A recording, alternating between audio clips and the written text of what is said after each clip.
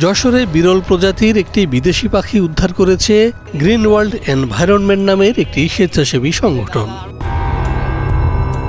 20 April শনিবার রাতে শহরের সিএনবি রোড এলাকা থেকে পাখিটিকে উদ্ধার করেন তারা।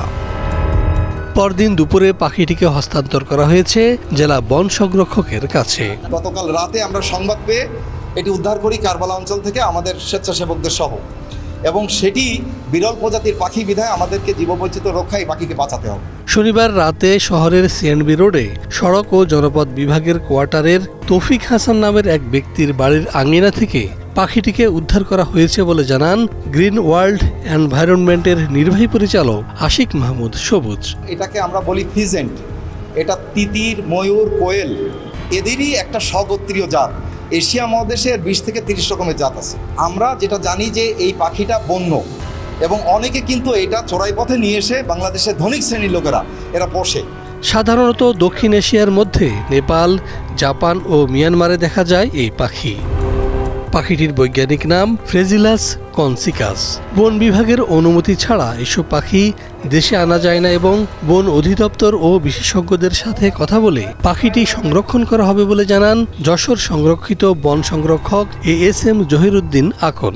এই পাখিটা মূলত বাংলাদেশের পাখি নয়, এই পাখিটা মূলত ল্যান্ড বার্ড বলে। ল্যান্ড বার্ড হলো যে পাখিগুলো মাটির উপর দিয়ে চলাচল করে এবং খুব বেশি উঠতে পারে না, এরকম একটা পাখি।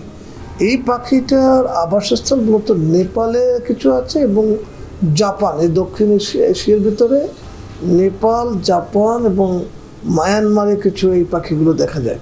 আর আমরা যে পাখিটা পেয়েছি এটা কমন ফিজেন্টের অন্তর্গত, এবং এই কমন ফিজেন্টের এর সায়েন্টিফিক নাম হচ্ছে ফ্রেজিলাস কনসিকাস।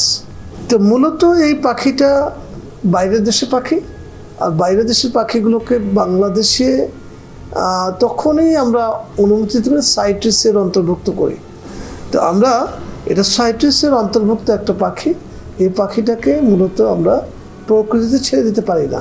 কেন পারি না, একটু ছোট্ট করে উদাহরণ হিসেবে আপনাদেরকে বলি। শাকার ফিশ, এই শাকার ফিশটা এটা কিন্তু আমাদের শুধুমাত্র অর্নামেন্টাল হিসেবে আমরা এটাকে ব্যবহার করতাম, কিন্তু এইটাকে যখন আনকন্ট্রোলড এবং প্রকৃতিতে ছেড়ে দেওয়া হয়েছে, এখন কিন্তু বাংলাদেশের অনেক নদী, অনেক খালে এই শাকার ফিশটা খুব বেশি পরিমাণে বেড়ে গেছে। ইভেন তো ঢাকার বুড়িগঙ্গাতে প্রচুর পরিমাণে শাকার ফিশ পাওয়া যায়।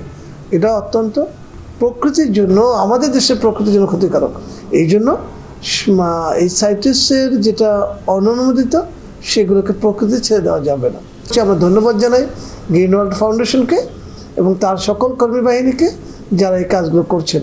আর আমরা এটাকে পরবর্তীতে বন অধিদপ্তরের মাধ্যমে যেখানে এটাকে রাখলে সুবিধা হবে, আমরা তাদের সাথে আরও এক্সপার্টদের সাথে কথা বলে আমরা সেখানে পৌঁছাই দেবো।